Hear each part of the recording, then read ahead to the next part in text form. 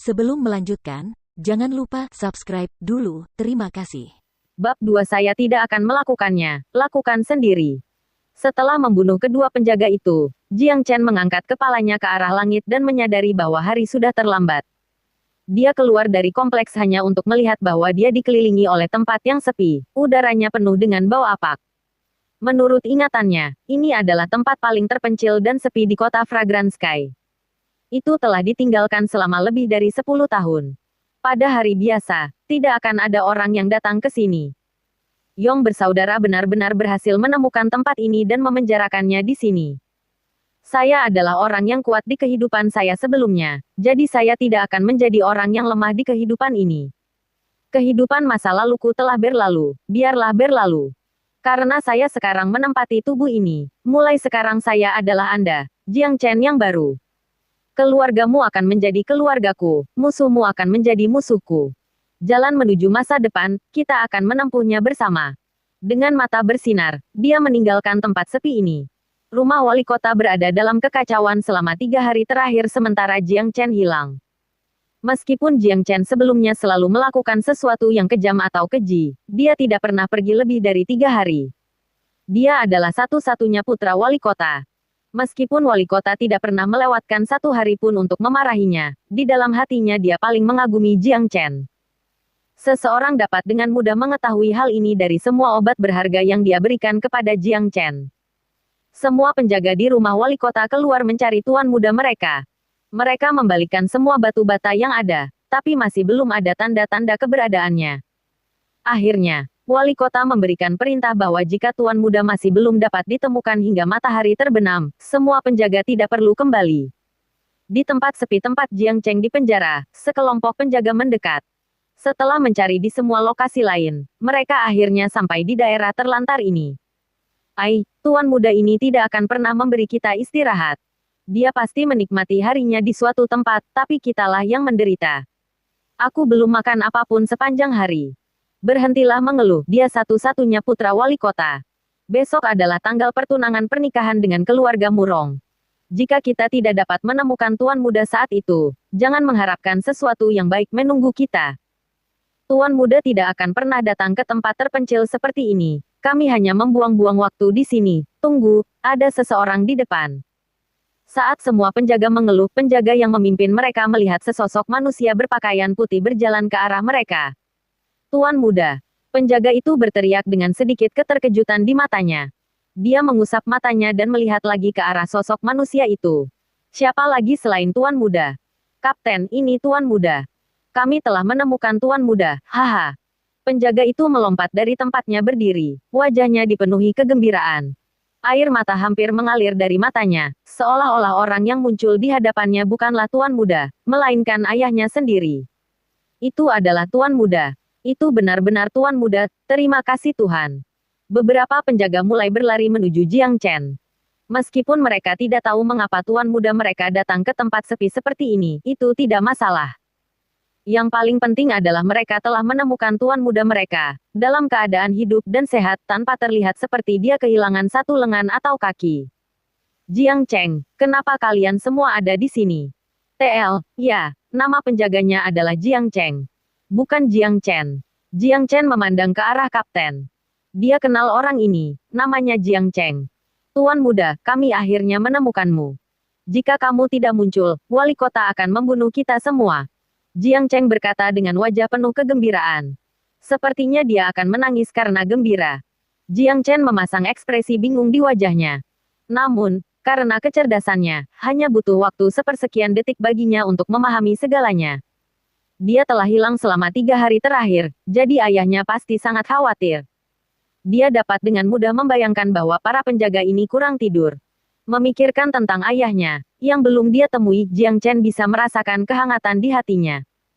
Meskipun dia adalah orang suci terhebat di kehidupan masa lalunya, dia tidak pernah memiliki teman yang bersedia merawatnya di kehidupan sebelumnya. Sebagai seorang yatim piatu, dia tidak pernah sempat mengetahui apa itu cinta keluarga. Apakah sepertinya kondisiku buruk? Anda tidak harus mati. Ayo, pulang. Jiang Chen berkata sambil tersenyum. Tuan muda, tolong tunggangi kuda ini. Jiang Chen buru-buru menuntun kudanya sendiri ke arah Jiang Chen. Saya tidak membutuhkannya, saya akan berjalan saja. Kalian semua telah bekerja keras. Ketika kami tiba di rumah, semua orang dapat mengambil 10 koin emas dari perbendaharaan. Jiang Chen berbicara seolah tidak terjadi apa-apa. Apa? 10 koin emas. Jiang Chen hampir menggigit debu saat mendengar itu. Dia bukan satu-satunya. Semua penjaga lainnya tercengang. 10 koin emas, gaji mereka hanya 10 koin perak sebulan. Jiang Chen pernah menjadi orang suci terhebat, jadi dia tidak perlu terlalu peduli dengan uang. Tapi bagi para penjaga ini, 10 koin emas adalah kekayaan yang sangat besar. Apa yang terjadi dengan Tuan Muda? Ini sama sekali bukan gayanya.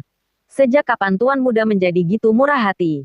Dia tidak sedang menunggang kuda, dan sejak mereka bertemu dengan Tuan Muda beberapa saat yang lalu, dia tidak memarahi mereka seperti yang selalu dia lakukan. Setelah menghilang selama 3 hari, Tuan Muda itu telah berubah total menjadi orang lain. Ayo pergi, cepat ikuti Tuan Muda. Jiang Chen adalah orang pertama yang pulih dari kejutan besar ini. Semua penjaga lainnya mempercepat dan mulai mengikuti Tuan Muda mereka. Mereka bahkan tidak menunggangi kudanya. Siapa yang berani menunggang kuda ketika Tuan Mudanya berjalan di depan? Di aula utama rumah wali kota. Seorang pria parubaya mondar-mandir dengan ekspresi cemas di wajahnya. Pria yang mengenakan pakaian sutra longgar, berotot dan tinggi 7 kaki. Dia adalah wali kota kota Wangi Langit, Jiang Zhenhai. Jangan khawatir, ayah, saya yakin mereka akan menemukan Jiang Chen. Di samping wali kota berdiri seorang pemuda tampan berpakaian putih. Sepertinya dia berusia 17-18 tahun, dan sekilas siapapun pasti tahu dia bukan orang biasa. Ekspresi kesedihan terlihat di wajahnya, tapi secara internal, dia bahagia. Anak manja ini tidak akan pernah membiarkan pikiranku tenang. Jika dia memiliki setengah dari kemampuanmu, aku akan tertawa dalam mimpiku. Jiang Zhenhai berkata tanpa daya. Tuan Muda telah kembali. Seorang penjaga masuk, wajahnya dipenuhi kegembiraan. Apa? Jiang Rulong hampir berteriak keras, ekspresi wajahnya berubah drastis. Dia kembali. Jiang Zhenhai merasa lega dan segera berteriak, minta dia datang ke sini sekarang. Merasa bahwa wali kota akan kehilangan kesabarannya, penjaga itu dengan hati-hati berkata, Wali kota, Tuan Muda berkata dia lelah, jadi dia pergi ke kamarnya untuk beristirahat. Dia akan menyambutmu besok. Apa itu? Di mana sopan santun anak ini? Jiang Zhenhai menatap penjaga itu saat dia berbicara. Ayah, mungkin Jiang Chen sangat lelah. Selanjutnya, besok akan menjadi hari pertunangan pernikahan dengan keluarga Murong, biarkan dia beristirahat. Jiang Rulong memberitahu ayah angkatnya. Rulong, jangan selalu berpihak padanya. Kecil ini menjadi semakin tidak patuh. Jiang Zhenhai berkata dengan marah. Jangan marah, ayah, biarkan aku bicara dengannya. Jiang Rulong berkata, itu lebih baik. Temukan seseorang untuk mengawasinya, dan jangan biarkan dia keluar dari kamarnya. Aku tidak ingin hal buruk terjadi di acara pertunangan pernikahan besok. Jiang Zhenhai menyingsingkan lengan bajunya dan pergi. Rumah wali kota menempati area yang sangat luas. Jadi wajar jika Jiang Chen juga memiliki rumah besarnya sendiri. Berdiri di halaman rumahnya dengan kedua tangan di belakang punggung dan sinar bulan menyinari dirinya, dia berdiri di sana menunggu seseorang yang dia kenal. Dia tahu orang itu akan mendatanginya. Di luar pintu rumahnya, sesosok tubuh muncul entah dari mana. Itu adalah Jiang Rupanjang. Ketika dia melihat Jiang Chen berdiri tanpa cedera di halaman rumahnya, ekspresi kejam muncul di wajahnya. Petani tak berguna, beraninya mereka membiarkan bajingan ini hidup kembali. Dengan kerutan di wajahnya, wajah Jiang Rulong berubah menjadi lebih normal saat dia berjalan ke rumah Jiang Chen. Saudaraku, kemana saja kamu selama 3 hari terakhir ini? Apakah kamu tidak tahu betapa aku khawatir? Jiang Rulong berkata dengan nada khawatir dan sedikit kebahagiaan, karena bisa bertemu saudaranya lagi. Saudara laki-laki. Tiba-tiba, Jiang Chen melompat ke arah kakaknya, memeluknya dan berkata, Saudaraku, kamu hampir kehilangan adikmu untuk selamanya. Berpura-pura sedih, air mata Jiang Chen menetes ke seluruh bahu Jiang Rulong. Kerutan muncul di wajah Jiang Chen saat dia memeluk Jiang Rulong. Apa yang terjadi, saudaraku? Siapa yang berani mengganggumu? Katakan padaku, aku akan membalas dendam untukmu. Jawab Jiang Rupanjang. 2 petani itu, Yang Yong dan Yang Suang, mereka ingin membunuhku. Jiang Chen berkata dengan marah sambil menjauhkan kepalanya dari bahu Jiang Rulong. Merasa kaget saat mendengar nama saudara laki-laki Yang, namun dengan wajah acuh tak acuh, Jiang Rulong berkata, "Apa? Beraninya mereka melakukan ini padamu? Aku tidak akan membiarkan mereka pergi dengan mudah. Saudaraku, mereka sudah mati sekarang." Saat berbicara dengan suara marah, Jiang Chen terus melihat ekspresi wajah Jiang Rulong, mencoba menemukan warna aslinya. Tapi Jiang Rulong pandai menyembunyikan perasaannya. Namun, sebagai orang suci terhebat, Jiang Chen memiliki mata elang. Dia bisa melihat perubahan terkecil di wajah Jiang Rulong. Mereka sudah mati. Keduanya berada di alam Qijing tingkat 6. Bagaimana kamu membunuh mereka? Jiang Rulong bertanya dengan curiga, menunggu jawaban. Jangan bercanda, saudara. Saya seorang kultivator bodoh, dan saya baru berada di alam Qijing tingkat pertama. Saya bukan tandingan yang bersaudara, tapi syukurlah ada orang yang terampil di alam Qijing tingkat 8 yang membantu saya membunuh yang bersaudara. Sayang sekali dermawan ini tidak menginginkan imbalan apapun. Dia pergi tepat setelah membunuh yang bersaudara, aku bahkan tidak tahu namanya, sayang sekali. Jiang Chen berkata dengan lega dan menyesal. Sial, betapa beruntungnya dia. Bersumpah dalam benaknya, dia tidak ragu dengan apa yang dikatakan Jiang Chen karena hanya ini yang bisa menjelaskan bagaimana Jiang Chen dapat kembali tanpa cedera. Di saat yang sama, Jiang Rulong juga merasa lega. Yang bersaudara sudah mati, jadi tidak ada yang tahu rahasianya sekarang. Akan ada banyak peluang untuk membunuh Jiang Chen di masa depan. Bukan hal yang buruk kalau mereka mati sekarang. Yang terpenting, Anda kembali tanpa cedera. Jika tidak, aku akan menghabiskan sisa hidupku dengan menyesali karena tidak bisa melindungimu. Ekspresi khawatir di wajah Jiang Rulong membuat Jiang Chen merasa ingin muntah. Adikku yang terbaik. Jiang Chen berpura-pura berterima kasih kepada saudara ini. Jangan berkata gitu, kita adalah saudara. Besok akan menjadi hari pertunangan pernikahan dengan keluarga Murong. Kamu harus bersiap, saudaraku. Bagi Anda ini adalah kesempatan sekali seumur hidup. Jika kamu bisa menikahi putri keluarga Murong, kamu telah melakukan perbuatan baik untuk keluarga kami. Jiang Rulong berseru sambil meletakkan tangannya di bahu Jiang Chen.